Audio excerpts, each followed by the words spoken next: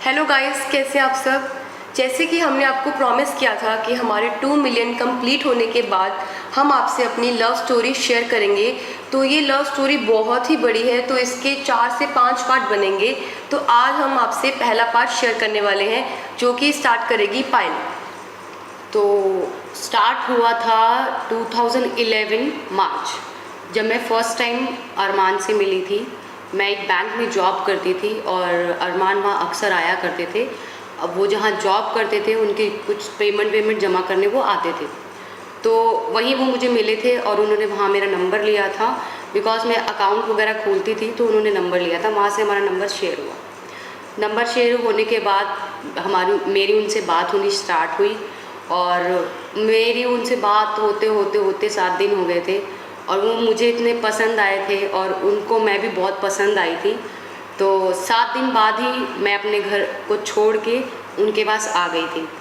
तो ऐसे हमारी लव स्टोरी स्टार्ट हुई। फिर कुछ टाइम बाद मैं प्रेग्नेंट हो गई। तो प्रेगनेंसी के दौरान कुछ प्रॉब्लम की वजह से मेरा मिसकैरेज हो गया था और वो मिसकैरेज होने के बाद मुझे बहुत बड़ी प्रॉब्लम हो गई थी। मेरी एक फ़्लूपियन ट्यूब में कुछ रह गया था, जिससे कि मेरा बहुत बड़ा ऑपरेशन हुआ और उस ऑपरेशन के बाद मेरे को कंसीव नहीं हुआ। और उस दौरान हम लोगों ने बहुत स्ट्रगल किया और स्ट्रगल करके हम एक स्टैंड पे पहुँचे। तो पायल, ये बात जब मतलब जो मिसकैरेज हुआ था, मतलब कौन से साल की बात है ये 2011। अच्छा, 11, ठीक है। 11 में ही कंसीव हुआ था मुझे, तभी मेरा मिसकैरेज हुआ। ठीक है। उसके बाद 2011 में मतलब हम लोग यहाँ से दिल्ली छोड़ के देहरादून चले गए थे। हम लोग देहरादून ही रहते थे। तो वहाँ से आने के बाद वापस हम दिल्ली आए। दिल्ली आके हमने उन्होंने भी मेहनत करी, मैंने भी मेहनत करी। बहुत स्ट्रगल करने के बाद हम सेटल हुए, हमने घर लिया। फिर मैंने प्लान किया कि चलो अब देखते हैं। फिर मैंने काफ़ी ट्राई किया बट प्रेगनेंसी नहीं हो पाई।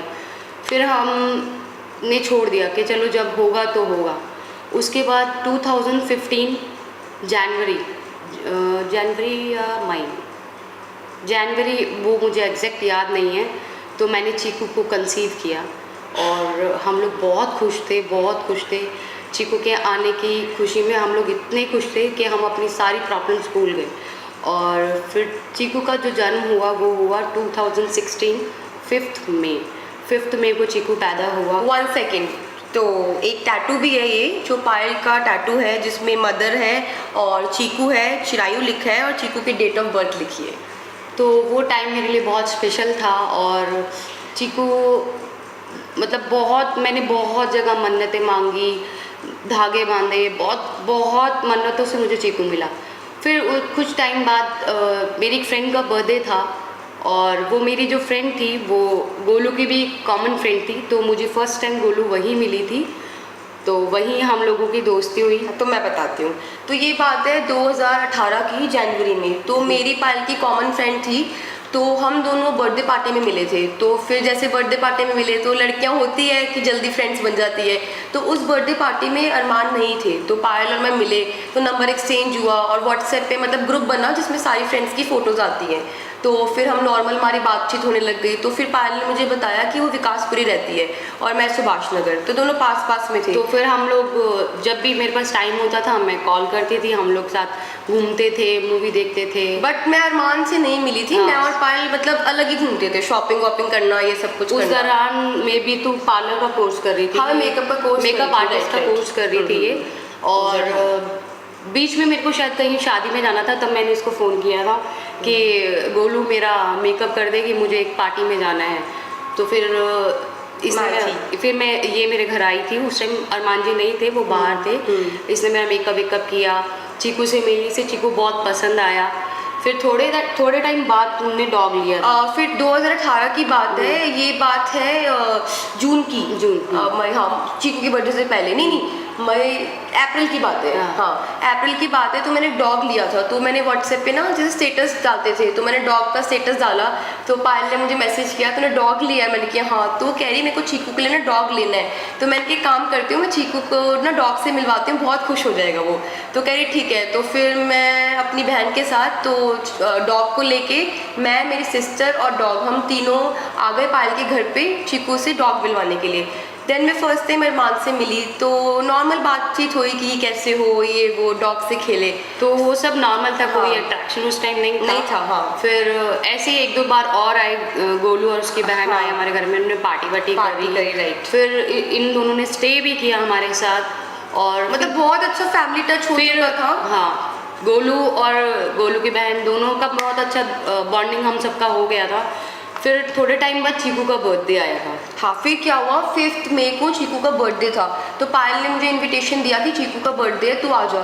तो मैं फर्स्ट टाइम मतलब चीकू के बर्थडे पे गई थी। तो जब मैं चीकू के बर्थडे पे गई तो अरमान जी को स्टार्टिंग से ना फोटोग्राफी का बहुत शौक था। उस टाइम वो डब स्मैश चलता था, एक ऐप था हाँ। म्यूजिक के लिए, और उससे पहले हाँ, डब हाँ, मैश था, वो उस पे वीडियोस बनाते थे हम हाँ। लोग। तो इनको फोटोग्राफी का तो स्टार्टिंग से बहुत शौक था, मतलब चीकू की भी इतनी फोटोज अब मैं बताऊंगी। तो फिर ना क्या हुआ, मैं ना पार्टी में ना सेल्फी ले रही, तो अरमान जी ने मुझे बोला कि मैं आपकी फ़ोटो क्लिक कर देता हूँ। तो मैंने बोला ठीक है। तो उन्होंने मेरी अपनी फ़ोन से फ़ोटोज़ बहुत सारी क्लिक करी। तो फिर मैंने पायल को बोला, मैंने कहा पायल मुझे फ़ोटोज़ चाहिए। तो फिर पायल ने नंबर तूने दिया था या क्या हुआ था नंबर का? मैंने बोला था कि मेरे पास फोटोज नहीं है, इनके मैं पास इनको है। बोलती हूँ, वो तक को दे देंगे। तो इन्होंने मुझे व्हाट्सएप किया मेरी फ़ोटोज़, तो नॉर्मल बातचीत होने लग गई। तभी ऐसा कुछ नहीं था। हाँ, फिर मैं व्हाट्सएप स्टेटस पे ना इनकी वीडियोस देखती थी डब स्मैश की। तो फिर मैंने डब स्मैश पे वीडियोस देखना स्टार्ट किया। फिर उसके बाद फिर 2-3 बार फिर हम मिले, है ना? हाँ, मिले। फिर हाँ। तेरे यहाँ शायद कुछ प्रॉब्लम हुई थी। हाँ, फिर क्या हुआ था, फिर मेरी कज़न है जिस रात, मतलब कि एक मेरी कज़न है, तो उसके साथ कुछ प्रॉब्लम हो गई थी। तो मैं पुलिस स्टेशन गई थी तिलक नगर। तो वहाँ पे मैं अकेली थी, मैं और मेरी कज़न थी दोनों। तो हमारे साथ कोई था नहीं, मतलब मेरा कोई बड़ा भाई नहीं था और कोई बड़ा इंसान नहीं था मेरे साथ। तो मैं इनको जानती थी अरमान जी को। तो मैंने इनको कॉल किया, मैंने कहा एक्चुअली ऐसे ऐसे प्रॉब्लम हो गई है, तो क्या आप थाने आ सकते हो? तो आई थिंक वो जिम से उस टाइम पे आए थे, तो वो जल्दी से फिर थाने आ गई। तो जैसे वो थाने आ गई तो इन्होंने आके सारी की सारी प्रॉब्लम सॉल्व करवा दी। तो फिर उसके बाद मेरे को और राधिका मेरी कज़न थी, मैंने फ़ोन किया था इनको, मैंने कहा कहाँ रह गए, अभी तक आए नहीं तुम। फिर उन्होंने मुझे बताया कि ऐसे ऐसे तेरी जो फ्रेंड है उसका कुछ प्रॉब्लम हो गया था, तो मैं वहाँ हूँ। मैंने कहा चलो ठीक है, कोई नहीं। तो फिर इन्होंने मुझे घर छोड़ा। तो जब गाड़ी में इन्होंने मुझे घर छोड़ा तो इन्होंने मुझे बोला कि क्या आप मेरी गर्लफ्रेंड बनोगे? तो मुझे लगा ये ऐसे ही मजाक कर रहे हैं। तो मैंने बोला कि मुझे पता है मजाक कर रहे हो, ऐसा कुछ नहीं है। तो मैंने सीरियसली नहीं लिया, बहुत ही लाइटली लिया इस चीज़ को। तो फिर कुछ टाइम बाद हमारा ना प्लान बना देहरादून जाने का। तो हम सबको देहरादून जाना था, बट फिर क्या हुआ, जिसके साथ देहरादून जाना था, मतलब एक फ्रेंड थी हमारी, और तो उसके घर में ना किसी की डेथ हो गई थी। तो फिर वो जा नहीं पाए देहरादून, और मैं अपने घर से निकल चुकी थी देहरादून के लिए, अपना पूरा का पूरा सामान उठा के 7 दिन का। और मैंने पायल को ये बात बोली, मैंने कहा यार पायल, मैं तो अपने घर से निकल चुकी हूँ और पापा मम्मी को बोल चुकी हूँ कि मैं ऑन द वे हूँ, अब मैं क्या करूँ और मैं कहाँ जाऊँ? तो पायल कहती गोलू टेंशन मत ले, काम कर, तू ना 7 दिन हमारे घर पर रुक जा। फिर ये हमारे घर आई रुकने के लिए, और रोज इसकी मम्मी का फ़ोन आता था, हाँ बेटा कहाँ? मम्मी देहरादून में हूँ, मम्मी देहरादून में हूँ। और जबकि ये हमारे घर विकासपुरी में थी। तो हमने पूरे 7 दिन साथ में टाइम स्पेंड किया, सब कुछ, मतलब सारी चीज़ें, खाना वाना, वीडियोस बनाना, सब कुछ। तो ऐसे ऐसे धीरे धीरे 7 दिन में प्यार हो गया। और मैंने फिर अरमान जी से कोर्ट मैरिज करी, जो कि मैंने की थी 6 अगस्त 2018 के अंदर। और हाँ, आप लोग सब लोग बोलते हैं, हम हमेशा बोलते हैं कि मेरी शादी की मैं फ़ोटोज़ दिखाऊँ आप लोगों को, कि बट मैं आपको बताना चाहूँगी मेरी ऐसी कोई ग्रैंड शादी नहीं हुई थी। हम लोगों ने भी कोर्ट मैरिज किया था, क्योंकि अरमान जी के मॉम डैड नहीं थे। वो आज से 11 साल पहले जब वो आए थे दिल्ली में, तो उनकी मॉम एक्सपायर हो चुकी थी और फादर उससे पहले एक्सपायर हो चुके थे। तो उनका घर में कोई बड़ा नहीं था, एक दादी माँ थी और एक बड़े भैया थे। तो जब वो आए थे तो उनका कोई नहीं था, तो हम लोगों ने नॉर्मली एक कोर्ट मैरिज की थी, जिसमें सूरज भैया थे साथ में, जो कि उनके उस टाइम से ही फ्रेंड हैं, जब मैं उनसे मिली थी उससे पहले से।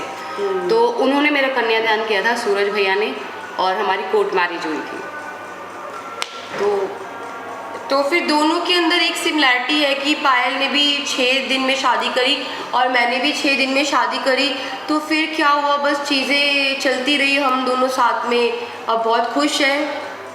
बीच में बहुत सारी प्रॉब्लम्स भी आई थी एक्चुअली वो पता है क्या है, एकदम से इतना सारा तो हम एक्सप्लेन नहीं कर सकते, हाँ। वो धीरे धीरे एक्सप्लेन करेंगे, क्योंकि ऐसे 2 शादी एक साथ एक आदमी की तो पॉसिबल नहीं है। ये आप लोग भी जानते हो उस पर प्रॉब्लम्स कितनी आई होंगी, वो हम आपको नेक्स्ट ब्लॉग में आपको बताएंगे। मैं आपको ये भी बताऊंगी कि नेक्स्ट ब्लॉग में कि पायल किसका रिएक्शन क्या था, हमने शादी का क्या हुआ क्या नहीं हुआ।